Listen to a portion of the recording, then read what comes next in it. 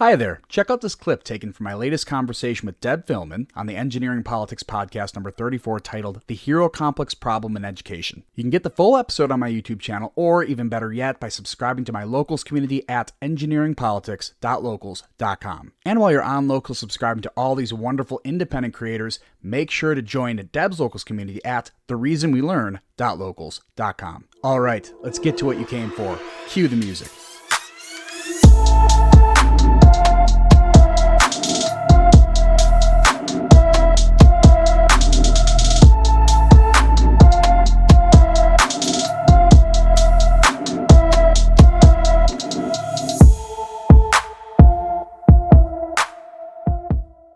I feel like these people are talking to me about, no, we must teach this in, K. And I'm like,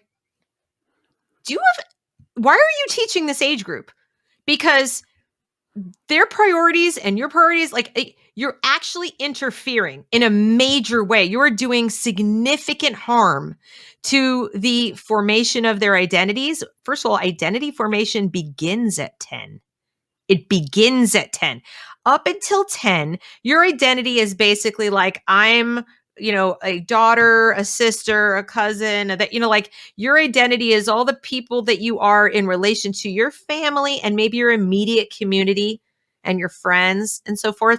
And it's very, very personal. It's really like in that little realm and very much tied to the people who care about you and love you. So that might be your parents, might be your grandparents, might be your, your aunties if you don't have parents, whatever it is. It doesn't have to be mom and dad, but it's your caregivers, your immediate caregivers. Like your identity is in relation to that little world in which you inhabit for the most part.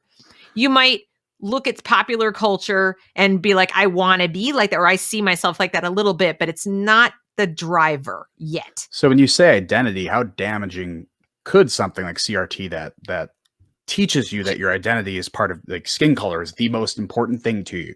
Incredibly damaging. Yeah, exactly. You're giving a child who is still, they have to go through the individuation process on their own, and it's a herky-jerky process. If you go through it with a child, you have a daughter, right? Do you have a daughter? Son and a daughter. Son and a daughter. Okay. And how old is your daughter? She's 8.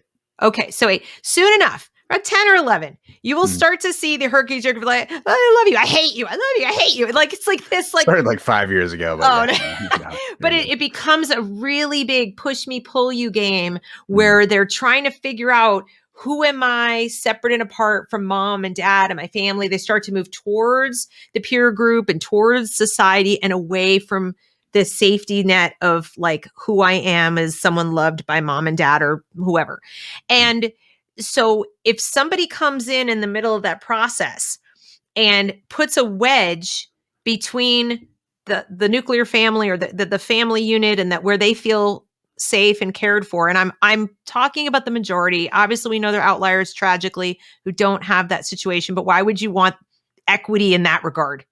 Okay. Right. So you come in and you say, no, your identity is all of the first of things you didn't choose. You didn't choose. So you're stuck. Okay. Whatever it is, you're stuck with it. The second thing is that it's externalized. It's completely externalized. So you give a young child with their identity and their sense of self is beginning to form, and you give them an external locus of control when everything about psychology tells us that is the exact opposite of what you need to teach children in order for them to become self-confident, self-aware, responsible, productive individuals. They were going to go live their lives and hopefully be happy and able to weather the storms of life. Okay. If you have an external locus of control, you are immediately vulnerable. You're vulnerable. The only thing that's going to protect you against peer pressure to do things you ought not do, against people who might want to exploit you and take advantage of you and manipulate you and so forth, is that internal core, that locus of control that says, I am me and I matter and I have these boundaries that I've decided for myself, and there are going to be consequences for people who violate them. Either I withdraw myself away from these people, or I'm going to call the cops, or whatever it is. But if you tell somebody that how they are perceived by the group, how they fit into the group, whether the group approves of them or confers, it just gives them approval, is what matters most. The They're sitting ducks to be used and manipulated. That's what cults do. That's literally what cults do. They wear you down. They separate you from your family. They separate you from the people who give you strength in yourself and love you unconditionally the way you are, whatever, all warts and all. Okay. Your goofy opinions and all. And they tell you there's a right way to think and a right way to be. And this is how it is. And if you don't do it, you won't be accepted. And if you're not accepted, bad things are going to happen. That's what cults do.